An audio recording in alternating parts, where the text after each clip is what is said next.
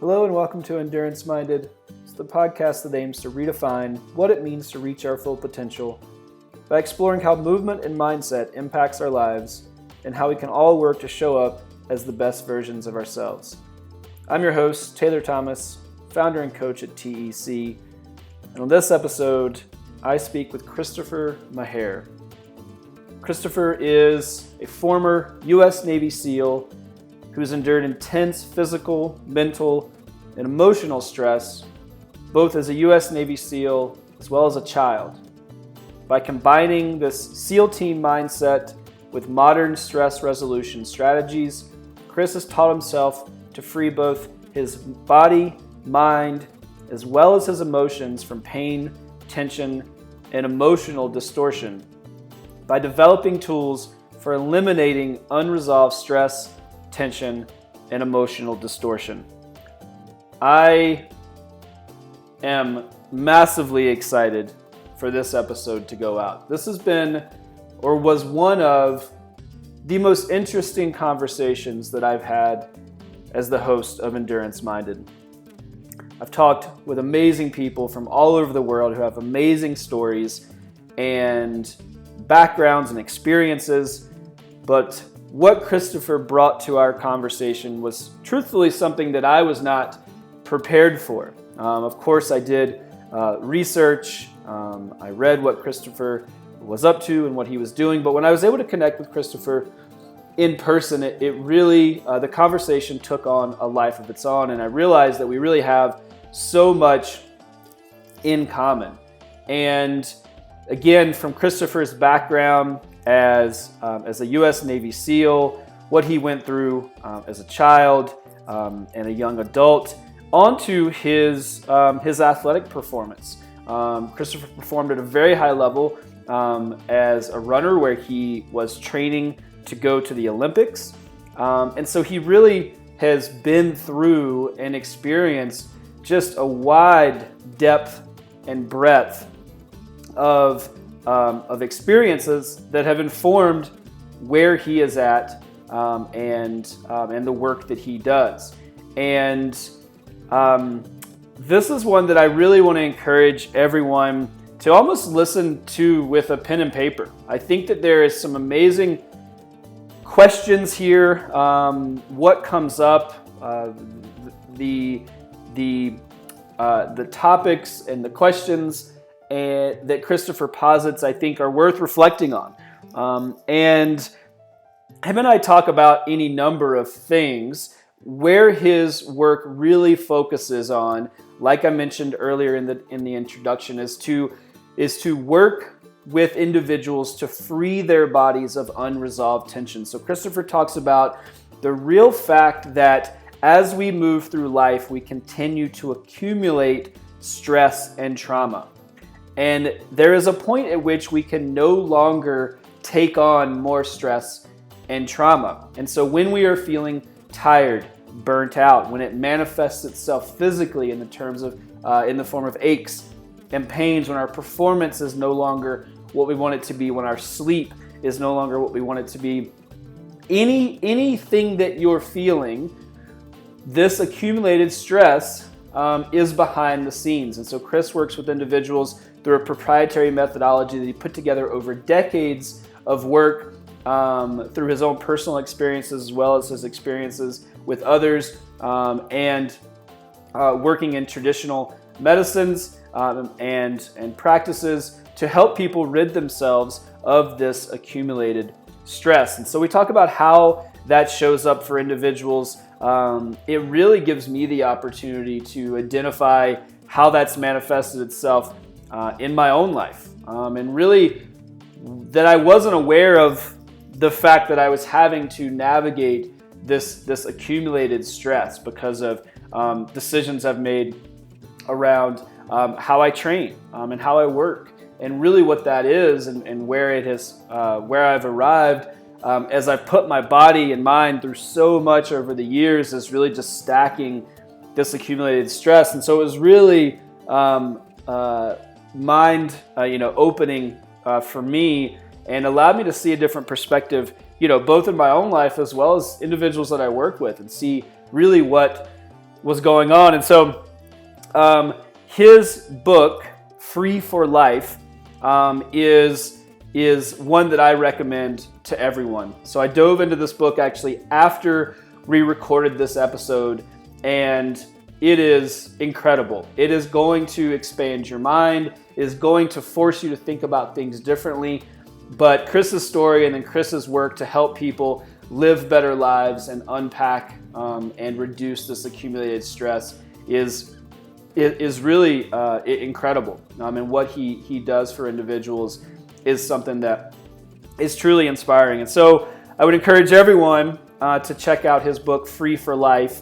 You can get it on Amazon or wherever you get your books. And again, it's one that I dove into after I had this phenomenal conversation with Christopher, and I want to recommend it to everyone. It really is an expansive and transformational book, and it really changes the way you think about how we move through life and how we compartmentalize and hold on to everything from a stress perspective that we do. So there is a breadth and depth here in this conversation that is really massively important, and I think this is one that I want everyone to take some time and sit with.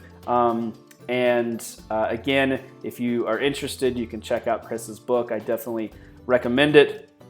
But I won't outline all of the specifics because there is a lot of topics and a lot of deep talk that we go into this conversation. So I just want to leave you with what I believe is a very, very a great opportunity to learn more about yourself and to think differently about how trauma and stress is stacked in our bodies and how we hold on to that. And so I hope that you'll take a second or take some time to listen to this one from start to finish. Again, I'd encourage you to sit with a pad and pen or your computer and really take some notes and think about how this has showed up in your own life. I think that there's a lot of great exercises and excerpts in here that we all can learn from. I've myself have re-listened to this episode just to make sure that I pulled apart any of the specifics and kind of nuggets of wisdom that I feel like I can apply to my own life or that I want to remember and reflect on. So again, Christopher's book is Free for Life, and you can get that from Amazon or wherever you get your books. As always, enduranceminded.com. So if we can be a resource, let us know. Drop us a note at the bottom of the website there. Let us know what works. Let us know your wins, your losses. We want to be there as a resource and help you navigate whatever you're going through. Let us know what's on your mind. Any topics that you want us to weigh in on. I love getting listener feedback and building content and episodes around that. So again, that's enduranceminded.com. Last but not least, and as always, thomasendurancecoaching.com. So if you need support, if you need someone in your corner, if you need someone to help you prioritize your physical and mental health, that's what Thomas Endurance Coaching and our team of coaches, mental performance, dietitian, as well as endurance coaches are there to do. We are always happy to offer a free introductory call to anyone who is interested and wants to learn more about what that can look like to have those impactful relationships in your life. So again, thomasendurancecoaching.com. Click on the button in the top right corner. We'd love to hear from you and be there to support you. And rate, subscribe, and share. If you've yet to do so, rate this podcast on whatever platform you listen to. Subscribe so you can get updates when we drop a new episode every other Tuesday at noon. And share your favorite episode with a friend, a family member, someone that you think would get enjoyment out of this content and be able to benefit from what we talk about on Endurance Minded. So thank you always for your support. Please enjoy my conversation with Christopher Maher. Hey, Endurance Minded listeners. I want to tell you about a really amazing opportunity and a chance to shake things up in your life. So if you're feeling stuck, if you're feeling behind, if you feel like you don't have the time, energy, and space to focus on the things you care about, if you feel like you're not clear what it is you're passionate about, or you've identified that passion, but it's unclear how that fits into your life, if you're a business owner, a leader, an entrepreneur, a driven individual who is excited and passionate to learn more about yourself and to grow and to really dive in to spending a life and building a life that excites you and motivates you and keeps you connected to yourself and the things you care most about, we have provided an amazing opportunity with a company that I co-founded called Impact Initiative to do exactly that. So we are hosting a destination impact retreat. It's going to be September 28th through October 1st. It's going to be in the Blue Ridge Mountains of North Carolina. We've partnered with an amazing company called Firstborn that has an all-inclusive retreat facility nestled in the historic mountains of North Carolina. And this is going to be your opportunity to pattern interrupt. So we've combined a curriculum that includes both movement and mindset, so that not only can you learn more about yourself and you have the opportunity to grow and expand your skills both mentally and emotionally from a leadership perspective, but also from a body attunement perspective. So really combining two passions and two things that I care deeply about, which is a true connection to yourself and the ability to do what you love in the world and focus on your passion. So I want to offer this opportunity to our endurance-minded community. Spots are limited, but I know this is something that so many of you are looking for, so many of you have been waiting on, and what that really is a true opportunity to reconnect with yourself, an opportunity to set aside dedicated time and space and energy to focus on who you are, who you want to be, and how you're going to spend more time doing those things in the world. So again, this is September 28th of this year to October 1st. That's a Thursday through Sunday, all-inclusive retreat opportunity. So all you have to do is get there. We have all of our meals taken care of. They're going to be prepared on site by a local chef. Myself and the co-founder of Impact Initiative, Christine Hernandez, are going to be co-facilitating the entire weekend along with 15 other participants from all over the world, from all different industries and backgrounds, all coming together to focus on what it is that they truly care about and how they can spend more time doing that. So this is something that I've been really excited to get off the ground. It's something that I'm deeply passionate about, and I wanted to offer this as we just launched it last week. I wanted to offer this up to our endurance-minded community in hopes that whoever is out there, any of you that are itching for an opportunity for growth, for improvement, for more body attunement, for an opportunity to check in with both your physical and mental self, this is the chance for you. And I'm really excited to be able to provide this opportunity to people. So again, September 28th through October 1st, it's going to be in North Carolina. You can find all the details in our show notes. You can also find those details at the Impact Initiative website, which is impactinitiative.network. All of the details for Destination Impact Retreats are at the top. You can click through to read what that's all about. Again, that's impactinitiative.network, or look for the link in our show notes. I hope to see some of you there. Please let us know. You can reach out to us at the Impact Initiative website if you have any questions. But if this is the opportunity that you've been looking for, we're offering an introductory rate that is at a discounted rate for the next 30 days. I hope you'll take advantage of it. And I look forward to seeing some of you in the beautiful mountains of North Carolina in late September. Hey everyone, before we dive into this episode, I want to take a moment to tell you about InsideTracker. As I've talked about at length on the show, my passion is helping individuals discover the tools, resources, and relationships they need to reach their full potential. It's about more than just getting fit or being in shape for one race. It's about realizing the value in the lifetime pursuit of dedicating yourself to become the best version of you that you can be. So no matter what you love, whether it's running, riding your bike, racing, or just getting out and enjoy the great outdoors, you want to do it forever. That's where InsideTracker can help. As a lifelong athlete who's done everything under the sun, I've gotten blood work done many, many times over the years, and it's always provided critical information. Even when I was feeling great and training hard, my blood work uncovered critical deficits such as low vitamin D and elevated iron.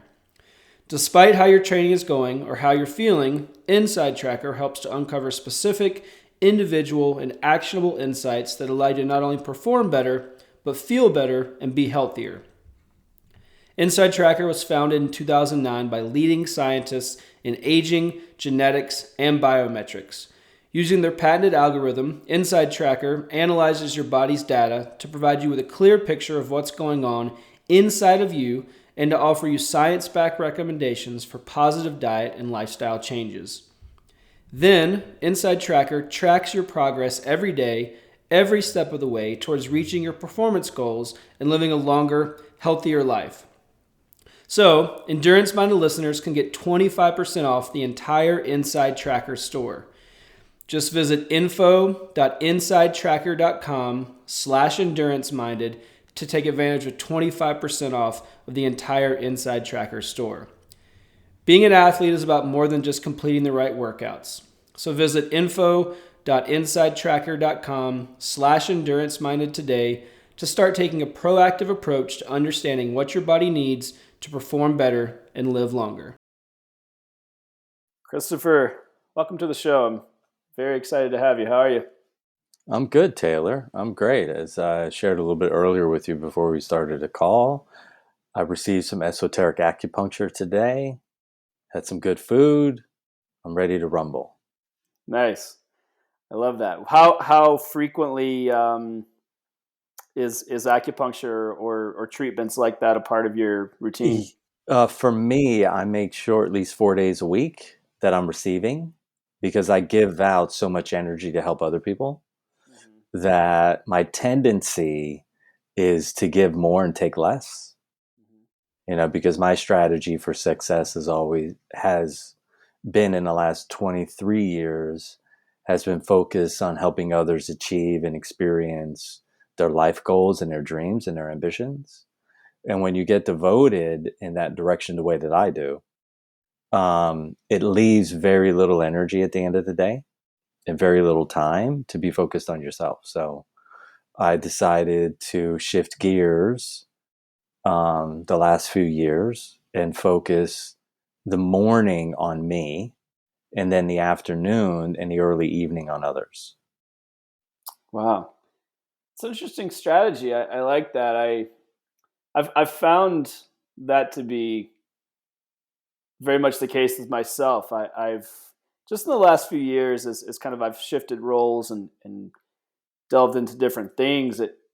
It's become obvious to me or apparent that really listening and really being there for others requires a tremendous amount of energy.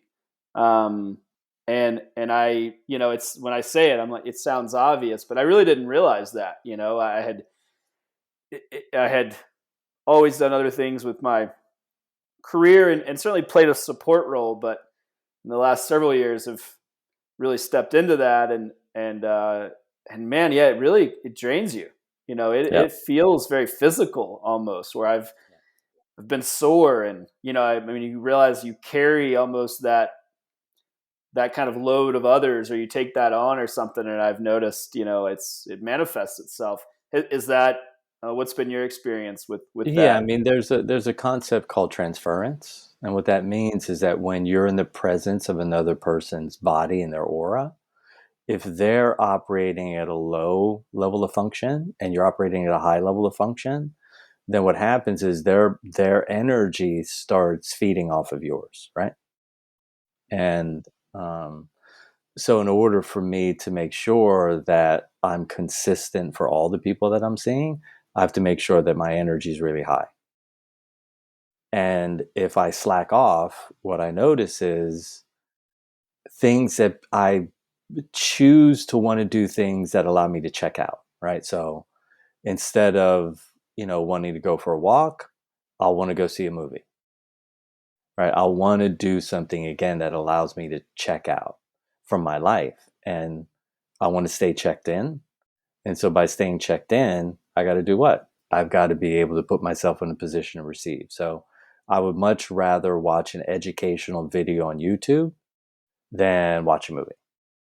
Because at the end of the day, at least I've learned something, right? I've taken something away. I'm outside of fantasy. And what I've realized, especially over the last 5 years, is that reality is much more interesting than fantasy. And if you let yourself get deep into reality, you can have really sobering moments that allow you to have these amazing ahas where you're making greater or more subtle distinctions about life. And now you're tapping into wisdom. And when you're tapping into wisdom and you're somebody like you and I, and you're serving people all day, wisdom allows you to distill down the complex into something very simple that can be uploaded and translated and create immediate impact for someone. And so reality is what helps you get there. And the longer you're willing to stay in reality as opposed to check out. And other people use things to check out, right? Like that they're gonna hog out on some alcohol, or they're gonna check out with nicotine, or they're gonna check out with sugar, or they're gonna check out with caffeine, or they're gonna check out with pharmaceutical recreational drugs. And you can also check out by going into fantasy. And so I say, look, life is short, right? Let's get deep into the reality of what's going on, so then I can make some really good decisions about how to spend my time, how to spend my energy, how to spend my resources, who I want to peruse around the world with, where I want to go, and how I want to spend that time. You you touch on, or this brings up the something that I talk about a lot, which is um, the idea that it's not selfish to be selfish, and what I mean by that is, in order to show up for others, you have to show up for yourself. You know, you can't pour from an empty cup. I've described it as you have to put your own mask on before you put others on, right? The airplane safety tip or whatever.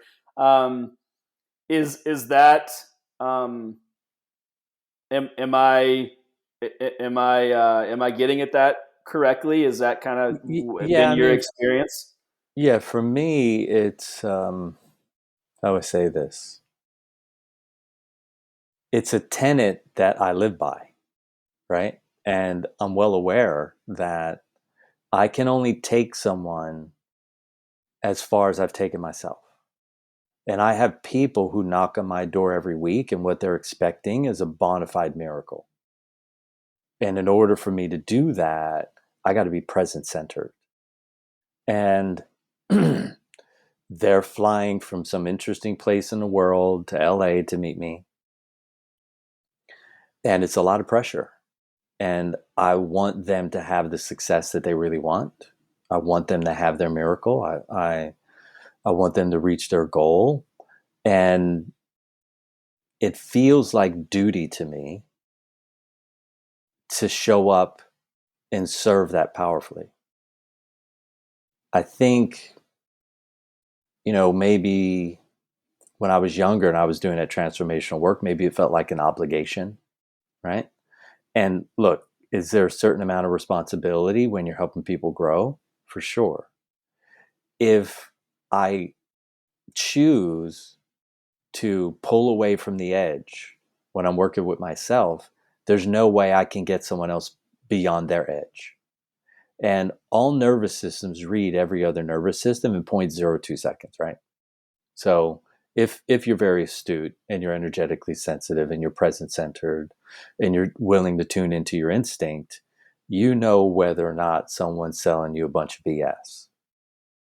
And I want people to have what they really want. And so in order to do that, one of the ways that I make sure they get what they want is for me to keep pushing the edge of my envelope open a little bit further every day, every week, every month, every year, and continuing to refine, right? Keep buffing, keep sanding, keep polishing, buff, sand, polish, buff, sand, polish, chop wood, carry water, chop wood, carry water, buff, sand, polish.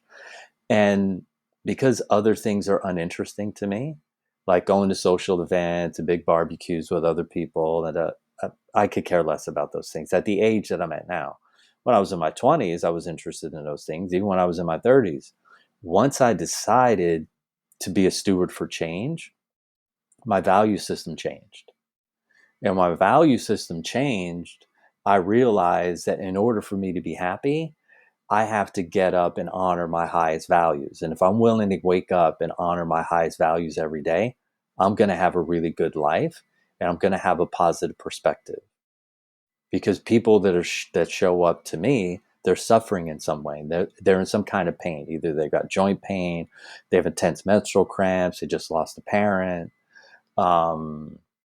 they're got a foggy mind, or they're dealing with some debilitating state of dis-ease that has been unresolved through the Western route, and I'm like their last ditch effort. And so for me to show up and perform and be present in the way that's going to help them achieve and experience what they want, I for sure have to be receiving from others, because in order to get someone to heal and to transform, they've got to be in the receptive mode, right? So you've got the receptive mode and you have the protective mode. When you're in the protective mode, you're blocking all the energy that could come into you and help you get where you want to go and experience what you want to experience. If you're in a receptive mode, now you can receive from those around you, and that collective energy is going to get you further down the road faster than if you drop into lone wolf mode. And I mastered the lone wolf mode. I could figure out how to get everything done on my own, and that left me in a state of hyper independence. And how can I ask others to be receptive to receiving from others, and I'm doing everything on my own? And so when I came to that conclusion and had that insight and that awareness, I made a life shift. I made a promise to myself that at least, at a minimum, 3 days a week, I would receive some sort of help from someone else. Yeah, I was going to ask kind of what form that shows up in terms of that, you said buff, sand, polish, and I love the, chop wood, carry water. And I think so many people get, they get distracted and lost, and they're unsure what that looks and feels like. They'll stay focused for a day or two or a month, or it's a New Year's resolution, or it's and say, okay, now's my time. I'm gonna do this. I'm gonna do the things that are gonna help me reach my goals, or show up for people and show up for myself. And how, I'm curious, maybe specifically in what ways that support comes to you, and then how you stay connected to it. Okay. So This yeah. is a good question. For me, every 11th year is a really important year. So 33, 45, 44, 55, 66. Those are years that help you set up your next 11 years, right? And so when I got to 33, I put in an intense amount of investment of energy, of time, and money into finding anyone in the world who would be willing to help me um, with something that I could do by myself, right? Because I'm allergic to codependent dependent relationships. What I would tell others is, look, when you're coming up to 30, if you're coming up to 22, or if you're coming up to 33, you're coming up to 44 or 55 or 66, find someone in the world who is masterful at what they do. And when I say masterful, I mean masterful. They're one of the best in the world at what they do. And devote a solid year of learning from them. Everything they have to teach, squeeze every drop out of them. When you show up, they're a grape. And when you leave, they're a raisin. Like, suck them dry for every bit of knowledge, every bit of wisdom, every bit of experience, every bit of skill that they have. And then what that does is that creates an intense amount of momentum for your next 10 years, right? And slow and steady wins the race is the thing that I always say, right? When I was in the SEAL teams, um, when we got into the third phase of training, you have to be able to pull all the weapons apart and put them back together in a timely fashion, right? And they test you. And what they're teaching you is that slow is fast. And all the guys that get in there and they're rushing around, they start dropping parts of the gun on the floor. Now it's gone under the table. You got to get on your knees. You got to go find it. And guess what? In the background, the seconds are burning by fast. Boom, boom, boom, boom, boom, boom, boom, they're going by. And then you get up. Now you're under more pressure. So you're trying to move faster. And the instructor's like, 60 seconds, 60. So now you feel all this pressure on you. And yet what they're trying to get you to understand is that slow is fast, right? And so for the person who makes the New Year's resolution, and then by the 5th of January, they're back to their old scheme, pick one thing, right? Let's say they're addicted to the daily acceptable drugs like nicotine, caffeine, alcohol, pharmaceutical, recreational drugs, food colorings, and preservatives. Or the worst of those, sugar. And what I mean by sugar, I mean white or brown refined or sugar cane. Okay, sugar. Find one of those things and start to break the pattern, right? So if you have coffee Monday through Sunday, 4 cups a day, the next week, drop it down to 2. The next week, drop it down to 1. The next week, drop it down to a half a cup. The next week, drop it down to a quarter cup until you're free of your addiction to whatever that is, right? If we look at everything in the world, the challenge is that people have with being consistent is they have an addiction to something that is depleting their core energy source, and their core energy source is your kidney energy, right? And when your kidney energy starts getting depleted, what happens is your adrenal glands, they grow in size in a relative fashion, and they start to produce an intense amount of adrenaline. The challenge is that adrenaline is fake energy, right? And what it does is you're robbing from Peter to pay Paul. And what I mean by that is if you looked at all the organs in your body, your kidney would be relative to your bank account. And when you overdraw your bank account, guess what happens? You got to get the energy from somewhere. And so the body starts stealing energy from your heart, energy from your brain. It starts stealing energy from your spleen and your pancreas to feed back into your kidneys so that you can keep that core energy going. And so one of the most important things in understanding how to have a balanced life is to break your addiction to the daily acceptable drugs. And once you do that, and do it slow, take your time. There's no rush. People hear this kind of information and think, oh my God, I could never give up my coffee. Yet literally every single person that I walk this pace through, at the end of like 4 weeks, they're like, I had no idea that's what coffee was doing to me. Or I had no idea that that's what the wine was doing to me. Or I had no idea that that's what sugar was doing to me. Or I had no idea that's what nicotine was doing to me. So once you break that self-defeating pattern successfully, you now have a resource of energy that you haven't had in a long time, which means now you can start making some safe bets. And a safe bet would be, okay, Tuesdays and Thursday mornings, I'm going to go for half an hour walk. Great. Now, Tuesdays and Thursdays, you got that extra source of energy. You can get out there and be consistent. But when people have defunct, deficient, depleted states of energy, they have the catalyst, which is the New Year's resolution to get started, yet they have a corrupted kidney bank account that never is going to allow them to generate any level of consistency. And so then they fail. And then when they fail, they feel like doing what? Beating themselves up. Because whenever you tell yourself that you're going to do something and you don't do it, you lower your inner self-esteem. And when you lower your inner self-esteem, you become more susceptible to the daily acceptable drugs because you're angry with yourself. And then what you want to do is you want to punish yourself. And most humans are very uncomfortable with hurting someone else. So what do they do instead? They take on a masochistic, self-defeating strategy, which is to avoid doing what they told themselves that they would do. And then that night they have a few more beers, or they have an extra piece of pie, or they have an extra 3 ciggies, or, they spend more time on pornography. Like, however the person defeats themselves, they're going to choose that when they break their own word. And so what I would say is this: if you're going to make a resolution and you're going to put yourself in that position, you better be ready. So if you're not ready to at least break some of your addictive patterns, then you're not ready to make a New Year's resolution and follow through with it.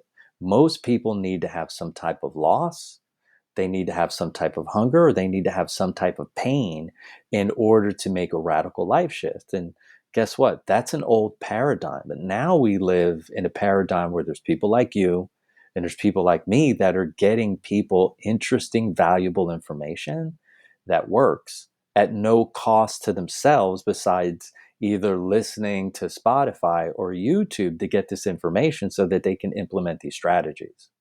So, what I would say is make sure you're ready and start small. If walking 1 day a week is a new thing for you, walk 1 day a week. People get out, okay, well, I'm going to run Monday, Tuesday, and Thursday. I'm going to weight train on Sundays and Saturdays. And I'm going to swim on the mornings on Wednesday. Look, stop it. If you're someone who has inconsistent patterns of showing up for yourself because your inner self-esteem is so low, you need to start with one thing. Start with walking, right? Get some enjoyment. If you got a dog, walk your dog for 30 minutes. It'll benefit your dog too. Some people, if they know they're benefiting someone else, they'll do it, right? So if they know that, like, well, if I walk my dog 3 days a week, it's benefit to him, they'll get up and they'll do it. Other people, if it's only to their own selfish benefit, they have a difficulty doing it, because guess what? Most people in the United States have grown up in a Christian household, and they've been indoctrinated to learn and know and experience that selfishness is the lowest form of expression. And to be selfless is the highest form of godlike expression, right? The reality is that's a false premise, right? Because what we talked about earlier when we got on the call is, if I'm being selfish, I'm serving those around me. How? I'm more positive. I have more energy. I'm sleeping better. I'm more consistent with my word. I'm inspirational. I'm more talkative. I'm more present. And I'm taking right action, which is heartfelt action, to my own benefit. When I'm doing that, those that are around me are going to do what? They're going to be inspired to, if I'm consistent enough and they see me do it every day, they're going to go, I can't believe Jake actually gets up every day and he goes for a walk for 30 minutes. And then suddenly the wife is like, well, maybe I'll join you on Tuesdays and Thursdays. Can we walk 15 minutes earlier so I can still make it to work on time? And Jake's like, sure, honey, let's do it. And next thing you know, he goes from 240 to 200. She goes from 220 to 180. They start looking better. They start feeling better. And now they're inspiring other people who are seeing them. And all they're doing is being consistent with their word and showing up and putting in a little bit of effort. Because when the wonderful thing about the human body is, if you give it a little bit of energy and effort, it responds in a very powerful way. And yet if you give it nothing, it responds in a very powerful way to the negative. I hope that was clear.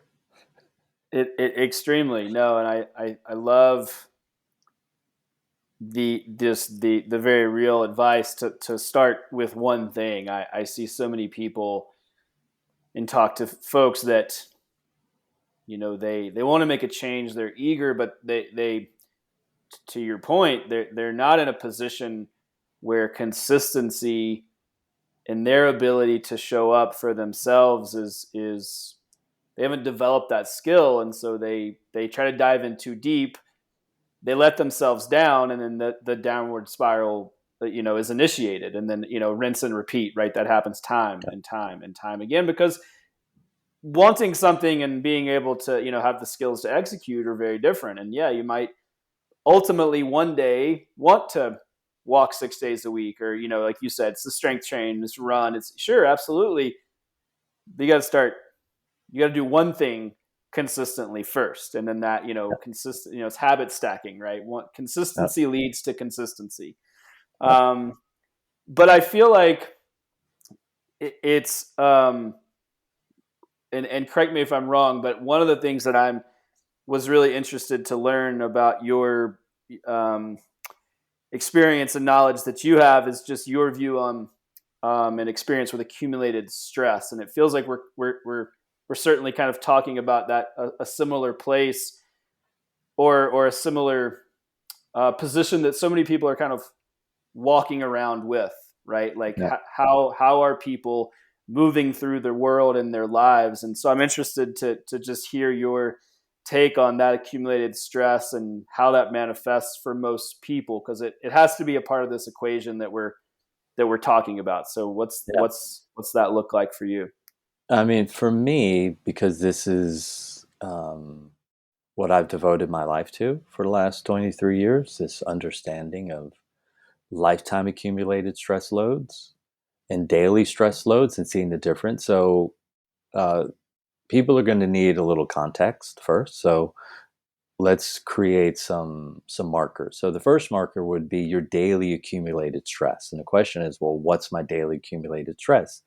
Every bit of stress that you experience in a 24-hour period that is carried into the next day because your sleep was ineffective, right? So you have your daily accumulated stress load, plus you have your restore, repair, and recovery rate. So if your restore, repair, and recovery rate is high, then guess what happens? You get a little bit of sleep, you wake up the next day, you feel great. If your restore, repair, and recovery rate is really low and you go to sleep and you sleep for a long time, guess what? You wake up, you feel tired. And the question is why? The question is, when someone's lifetime accumulated stress load, which is all the stress that they've accumulated over their entire life, is very high. And from my research, the average human is at about between 84 and 86% of their maximal saturation of lifetime accumulated stress, whether they're 7 or they're 77.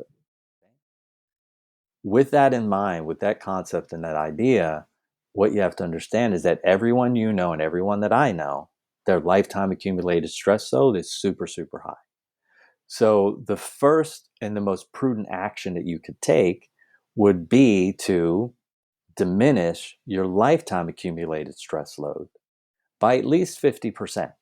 Because if you reduce that by 50%, guess what's going to happen to your restore, repair, and recovery rate? It's going to raise by 50%. So now instead of needing 9 hours of sleep to feel great, you get 6 and you feel like a rock star because your restore, repair, and recovery rate's really high. Okay. So lifetime accumulated stress, what's it made up of, right? It's made up of your genetics and epigenetics, right? So 14 generations of stress that's been passed on, right, through survival based strategies from your ancestors, mom and dad, mom's family and dad's family, plus the environment that you were raised in. So if you were raised in an environment where you had a mom who was obsessive compulsive or narcissistic, or you had a father who was a pathological liar or an alcoholic or drug addict, guess what? Your environmental stress load was very, very high. And then to add to that, what you have is your daily accumulated stress, which was passed over time. So let's say you're 37 years old, right? Every day, a little bit of the stress from the day before has moved into the next day. So Monday ends a little bit of stress from Monday ends up into Tuesday. Monday and Tuesday end up into Wednesday. Monday, Tuesday, Wednesday end up into Thursday. Monday, Tuesday, Wednesday, Thursday end up into Friday, and so on, right? For weeks, for months, for years, for decades. And then one day, you're riding your bike and you're leaning to the left, you go over a bump and you land hard and you feel this excruciating discomfort in your low back. You go to the chiropractor, they take some x-rays and they see that you now have a bulging disc pushing into your nerves, right? And most people think that the pain and the discomfort that they're experiencing is coming from that moment. And the writer thinks, God, if I just didn't go over that bump, my back would be okay. The reality isn't true. You've reached your limit of what your body can hold in terms of lifetime accumulated stress. And so what it does is it manufactures an injury so you will stop doing what you're doing. It needs you to shut down. So same instance, your kids go to school, they come back and like, Mom, I'm sick, I can't go to school. And your wife goes in the room like, okay, I made you some chicken soup, I'm not hungry. Okay, I got you some water. Mom, I'm not even thirsty, I can't eat or drink anything. I'm hot and I'm tired, I can't move. I got aches and pains all over my body. Well, guess what's happening? The second that child goes into a fasting state, the body's going to go in and it's going to use all of its power to remove a massive amount of toxins in the system. And then 3 days later, she goes into Jacob's room. Hey, honey, how you feeling? Oh, I feel great, Mom. Okay? Because the body needs to shut you down because you're putting too much stress, too much tension, too much distortion, and too much toxicity in it at a rate that it can no longer repair from, right? So your sleep is your restore, repair, and recovery rate. So again, when your lifetime accumulated stress load is high, and everyone's is high, everyone you know, your restore, repair, and recovery rate is low. So this is why humans are so addicted to things like nicotine and caffeine and recreational drugs and pharmaceuticals. Because guess what? If they had a very high restore, repair, and recovery rate, they would never be attracted to those substances. But they need those substances just to feel like they can get through the day and feel normal and energized. The problem is it's fake energy. So at the same time, while it's giving you a boost, it's simultaneously stealing energy from your core bank account of energy, which comes through your kidneys. And now a person gets stuck on this vicious cycle. And the question is, how do you get off that cycle? When you're doing that cycle as an athlete, you know what you end up with? An injury, right? Most injuries that athletes deal with, they're soft tissue injuries. Now, your sport was mountain biking. Of course, you can deal with like blunt force trauma, right? You can go over something, you can miscalculate, you can go over the handlebars, end up 6 feet in the air and slamming down on a hard rock, right?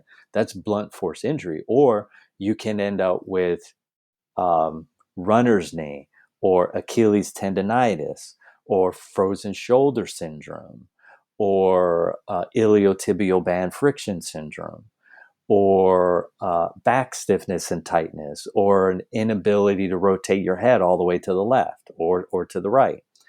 And when an athlete has any one of these things, the first thing they should stop and think is this: my lifetime accumulated stress load is too high and my restore, repair, and recovery rate is too low. What do I need to do? And if that athlete goes into their body and starts reducing their lifetime accumulated stress load within 2 or 3 days, all those symptoms that they're having, they'll disappear overnight. Because the body is sending you these signals to get you to stop. Because it's saying, hey, Taylor, I can't take any more stress, brother. Like, I know you want to get to the Olympics and you want to get a medal, but you're putting more in than I can handle. You put more in than I can recover from. So what do? You reduce your lifetime accumulated stress load. And then those symptoms, those pains, those discomforts, those challenges, they reduce immediately. And your body's like, hey, you lowered that by 50%. Whoa, I can breathe again. I can think again. I can feel again. I can sense again. I can emote again at the level that I need to in order to be successful at my intended goal. So I want to talk about injuries because it's such a huge deal. But before we do that, how do people reduce their lifetime accumulated stress? So they recognize that this is something that they need to take control of, that this is where this discomfort and this unbalanced, this lack of balance is coming from. What do we do to take some proactive step to get rid of what sounds like, I mean, just a massive, I mean, we're drawing now from not just our own lives, but generational trauma and stress. How do we dissipate that in a matter of in less time than it's taken for us to accumulate it? Yeah, so I'm going to distill it down for the listener. The causes of your symptoms, right? Your lifetime accumulated stress load is the cause of your symptoms, whatever your symptom is, whether it's a headache or bloody nose or inability to breathe correctly, poor digestion, constipation, menstrual cramps, reduction in vision, reduction in hearing, insomnia. I could go on for an hour, right? The cause of all those symptoms is a hyper level of unresolved lifetime accumulated stress. So you asked the correct question. How do we reduce that? And so I've been building systems. And here's the name of the systems. Ma Xing, which is MA space XING. My background is in traditional Chinese medicine. Went to medical school and studied a lot of Western pathology. And I decided to put together systems that allow you to reduce that. And so one of the first things you can do is you can get an alignment, right?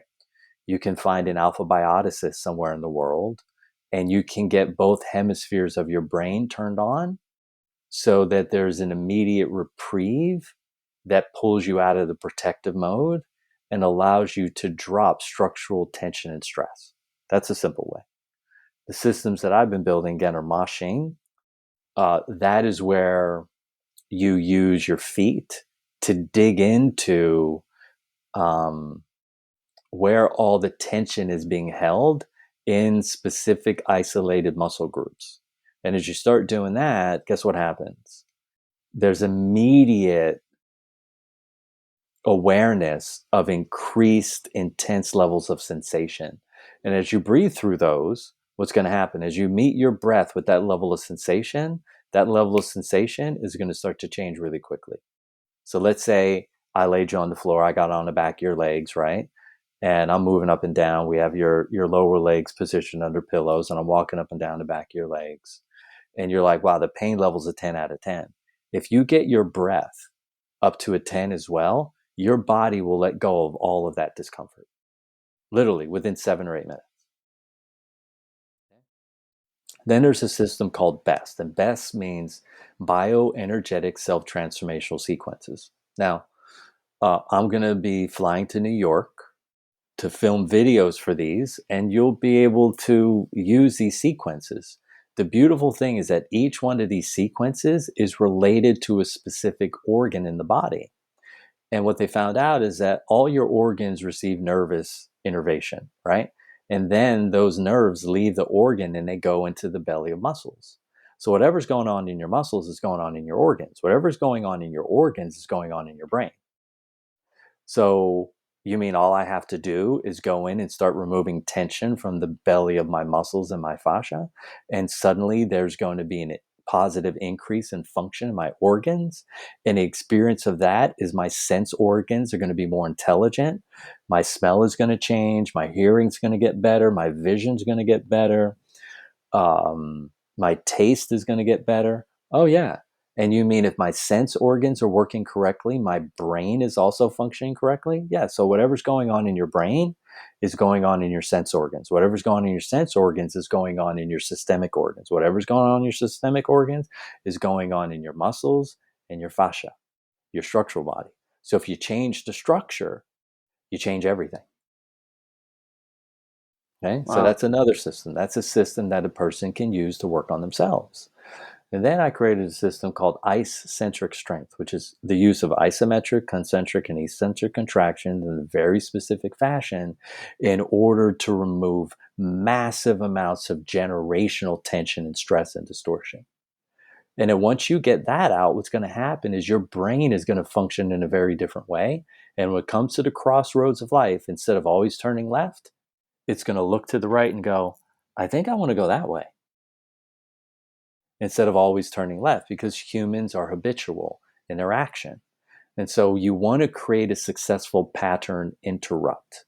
And then I have a system I created called Body of Light, where we use very specific words to give your body, brain, and nervous system direction to locate where these stagnant energies exist and to transmute those from low functioning energy into high functioning energy.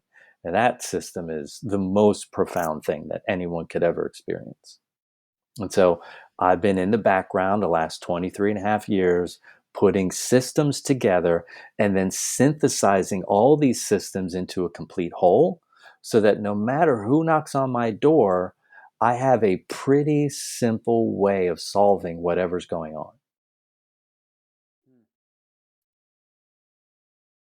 Wow. My mind is racing. I've had so many different instances in my life, certainly as I've matured, just emotionally and mentally, and and as someone who is able to see that all of these things are connected, that it doesn't make sense that all of these systems in our bodies are in silos, right? And that really predominantly comes from just my experience as an athlete, right? Like, as you push your body, it just becomes very clear that when you do one thing, it impacts things upstream and downstream, right? Be it mentally, emotionally, and then of course from a developmental perspective. Um, but I do want to go back, I guess, because of that knowing that I have, and just from my own experience, the place that has manifested the most for me personally, and where I see it manifest for so many people that I speak with, is in injuries.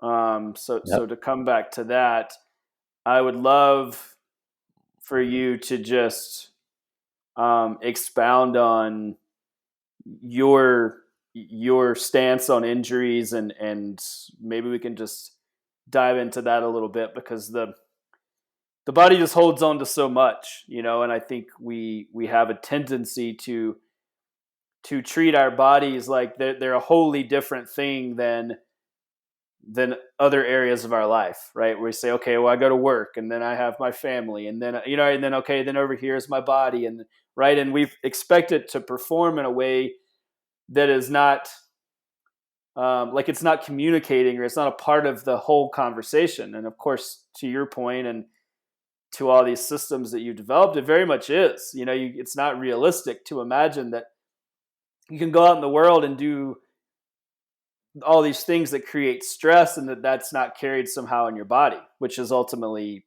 ends up being an injury. Um, so I'd just love to hear, yeah, your take on injuries, and Okay. just expand on that.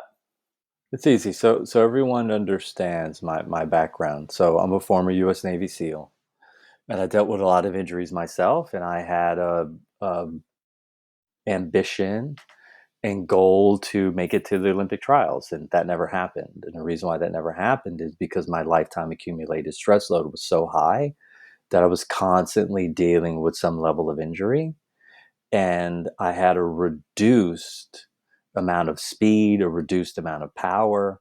I had a really strong mind. And then and if you uh, look at the mind as the driver in a car, like, I had the best Formula One driver in the world, yet I had a car that had a busted engine and had a transmission that was a bit wonky. And so, even with the best Formula One race driver, if the car is, especially the engine and the mechanics of the car, if those are off and they're out of balance, good luck, because that guy's going to come in last place. And that's what happened, right? Went to a race, and simple 400 meters. I thought goal was to run like 48.8. I thought that should be easy with all the training I put in. And then I took off, and then everyone flew right by me. And I was like running as if I was standing still. And then at that point I knew something was really off. And that led me to develop these systems that we talked about earlier in the call. And now I've had the last 23 years of working with the premier athletes in the world, which are Olympic champions, right? So um, I'm qualified to speak on this probably better than any other human.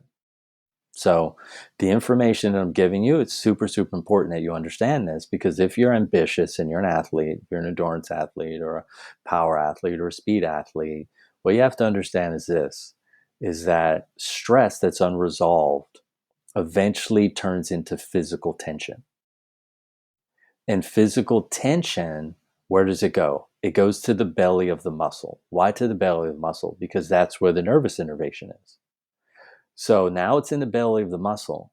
What that tension does is it changes the rotation of the bone slightly, because a muscle attached to a tendon attaches that muscle to bone. So what does that mean? That means the stress that I have that's unresolved is creating the posture that I have. And the more stress and tension that I have, the more distorted my posture. So now, if I laid every one of the listeners who's going to eventually listen to this on the table and I tested them, every one of them would be at least 1.5 to 1.75 inches out of balance, left side to right side. Hmm. And so how does that get in there? Well, first off, it starts off as like 1/16 of an inch, and then we keep training. And then it turns into 1/8 of an inch. And we keep training. Then it's 1/4 of an inch, right? And then a decade later, it's 1/2 an inch. And then we start having our first kind of soft tissue injury. And then a decade later, I'm now 1.25 inches out. And now I'm having chronic, consistent pain and discomfort. Like we were talking earlier, I was talking earlier with someone today about Shaquille O'Neal, and he's on this NBA like TV show with 3 other hosts. And I got to see him sprinting across the room, and he just looks like a bag of old crooked bones, right? And just a total mess. And I see the guy and I think, God, how much he would love to not have that pain in his body. Well, the reason why he has that pain and that discomfort in his body is because he used his body like a skateboard, like all humans do. I want to go to the other end of the court. So he uses his skateboard to get to the other end of the court. Then he says, oh, I want to go back to the end of the court that I was just at. And he runs back and forth decade after decade after decade, never spending any time reducing his lifetime accumulated stress load. And so every year he gets a little bit more out of balance. His brain is in a greater state of bilateral dysfunction, which means that one hemisphere of his brain has more electricity than the other, and the other one has less. And when that happens, you get one side of your body that's passive, overly passive, and the other side of your body gets overly active. So that's why most athletes have all their injuries on one side of their body. And when that happens, you're in a debilitated state of function, and you need someone to come in and create a pattern interrupt for you. And the first step of that is getting your brain in a lateralized, out of a lateralized state of function into whole brain thinking. Like when you look at these athletes, and it's easy to point to basketball players like Michael Jordan or Kobe Bryant, and you see these phenomenal expressions of their athleticism, and then one day they score like 80 points, right? They play out of their mind because on that day, for some reason, they manufactured how to be in a state of whole brain thinking. Because see, when you're in whole brain thinking, your left hemisphere and your right hemisphere, electrically, both hemispheres are turned on. And when both hemispheres are turned on, you see things you could never see. You understand things you could never understand. You move in ways you could never move. The athlete who's getting injured is on the opposite end of that scale, right? And then we see it. Like anybody who followed the Lakers or followed basketball, it was easy to see Kobe Bryant had one injury. And then after that injury, he was never the same. And then he had another injury. And then he had another injury. And then he was out of basketball. Well, what happened? Decade after decade after decade, he pushed the envelope, put in more stress, more tension, and more distortion structurally. And then eventually his body said, we can't handle anymore. And he blew out his Achilles tendon. And after that, your career as an athlete, it's over. Why spend the time having to get there? Makes no sense, right? Same thing applies to Jordan. If I had got to Jordan when Jordan was 28, 29 years old and put his brain and his body in a high state of function, he would have played well into his 40s, right? And what do we see now? We see guys like LeBron, right? Do we see like, wow, they're doing these really amazing things. At 40 years old, he can score 31 or 35 points. No problem for him. Grab 10 rebounds and have 6 or 7 assists consistently. Why? Because he's been working on his body in a different way than other athletes have. But what are we starting to see now with LeBron in the last 3 years? Consistent and semi-consistent chronic injuries. And his body will be able to hold this for a little bit longer, but he's going to jump up one day, have a dunk, and come down, and something's going to tear. And then his athletic life is going to be over. What I want you to understand, it wasn't how he landed. It was because his left side of his body, his right side of body, is more passive than the opposite side being more active. And when you take that lateralized state of function, eventually, when you get to 1.5 inches and 1.75 inches out of alignment, you are going to have a dramatic injury that ends your career as an athlete. No need to get there. With this information I give you, there's no need to get there. If you're somebody who loves to move your body, you love to race, you love to be involved in athletics, you love to use your energy at a high level, you can do that at a phenomenal level of expression well into your late 40s. The human body's meant to continue to evolve till at least 48. Like our supreme high level athletes, we should see them performing at the highest levels when they're in their late 40s. And what we're seeing is the opposite, right? We're seeing these really amazing cyclists, these really amazing swimmers by like 28 or 29 or 31, they're washed up and done. But they're washed up and done because their lifetime accumulated stress load is too high and they never did anything to change it. They continued to use their body as if it was a skateboard to get them from place to place. And the truth is, all humans have been handed the Starship Enterprise.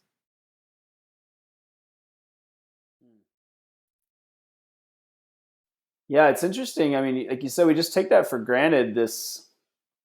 The idea, even at non-professional levels. I mean, even at kind of the age group level, most people just assume that they're past their prime if they're in their 30s and 40s. I mean, I hear that every day. Is well, I can only hope to be, you know, my potential is already limited, right? And they might be in their early 40s or late 40s or even early to mid 50s, and yeah, that's just a narrative we've just kind of all agreed upon, and of course Yep. we see that with professional athletes is, oh yeah, they're in their late 20s, they're coming to the end of their career, right? It's only a matter of Yep. time. I mean, how much longer are they going to last?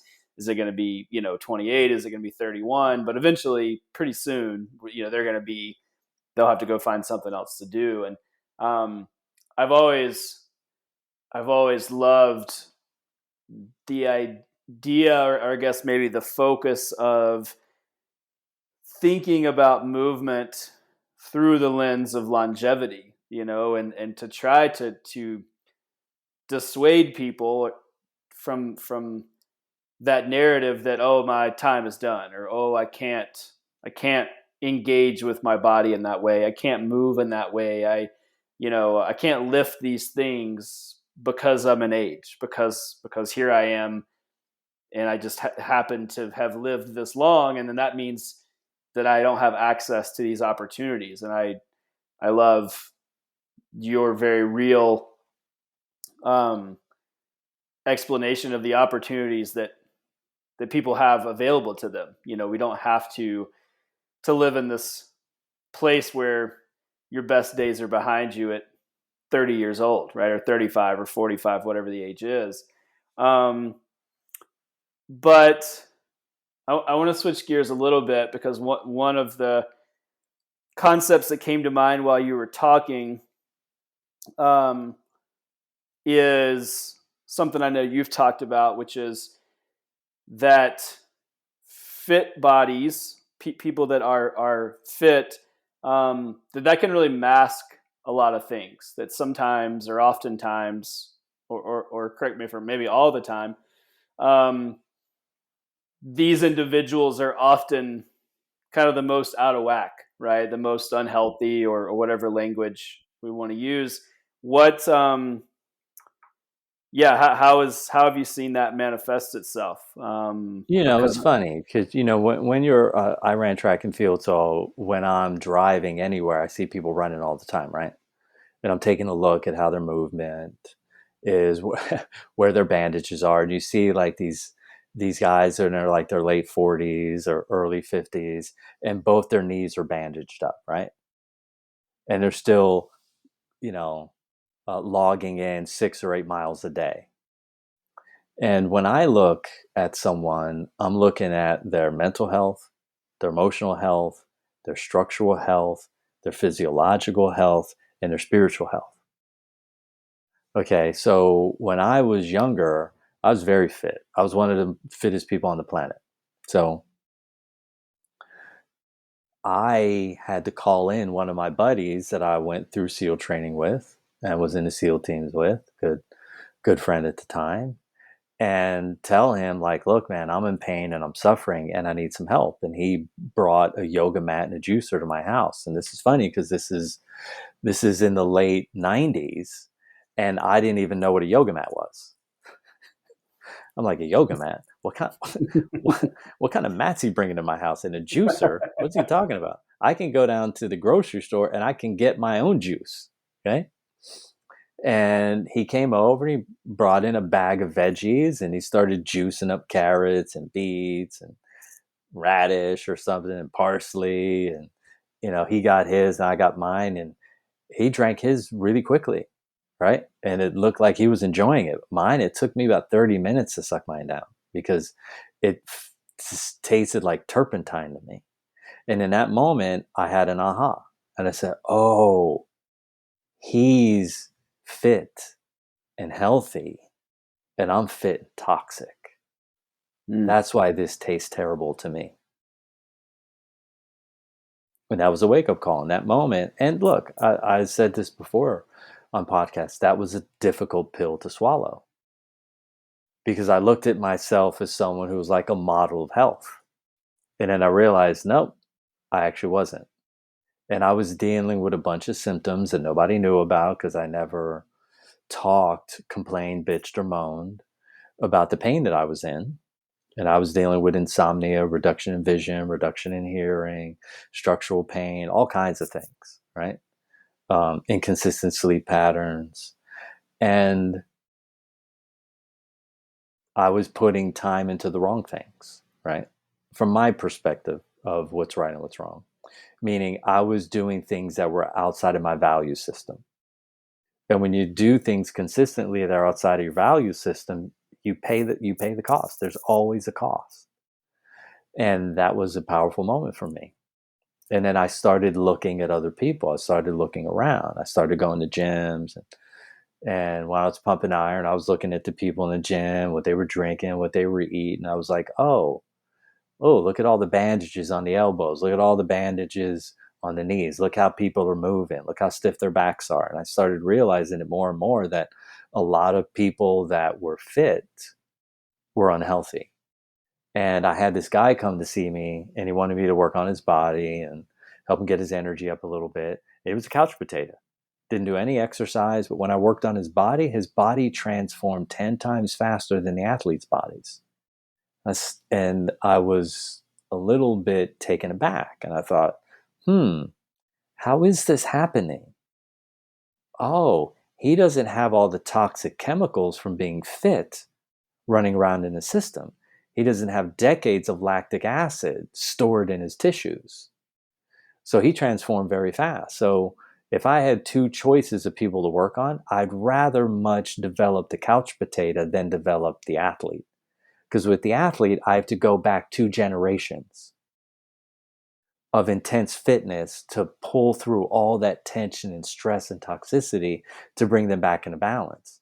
I can take this couch potato and I can get him in balance in 3 or 4 months versus like a year and a half or 2 or 3 years, because he doesn't have the same amount of structural tension, stress, and distortion that these high level athletes do.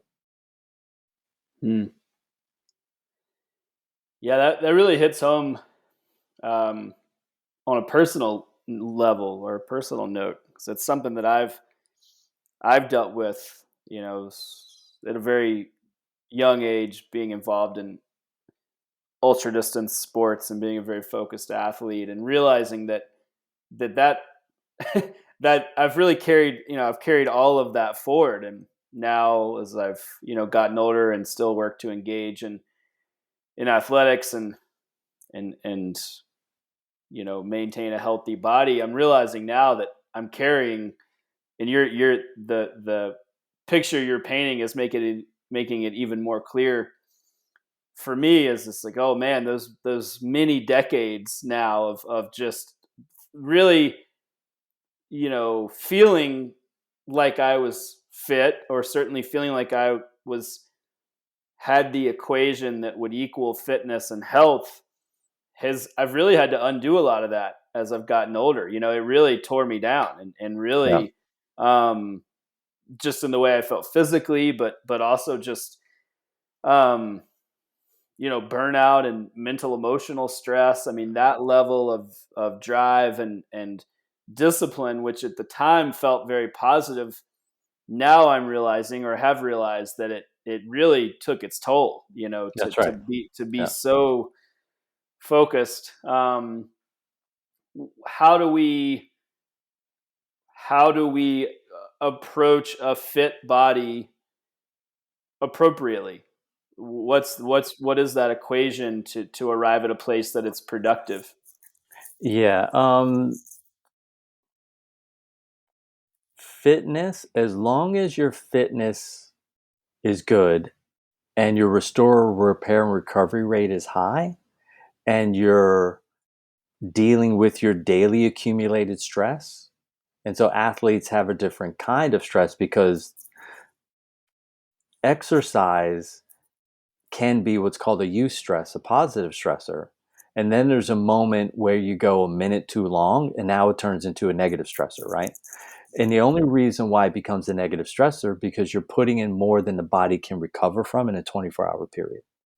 So so as an athlete, the prudent action for every single athlete who wants to win a gold medal in the Olympics, who wants to win a Super Bowl, who wants to win an NBA championship, who wants to win an NCAA championship, in any or every sport that's out there, is very simple. You have to manage your daily accumulated stress. And if you can do that by removing tension, stress, and distortion every single day, guess what happens? You're going to win. And I've had athletes that are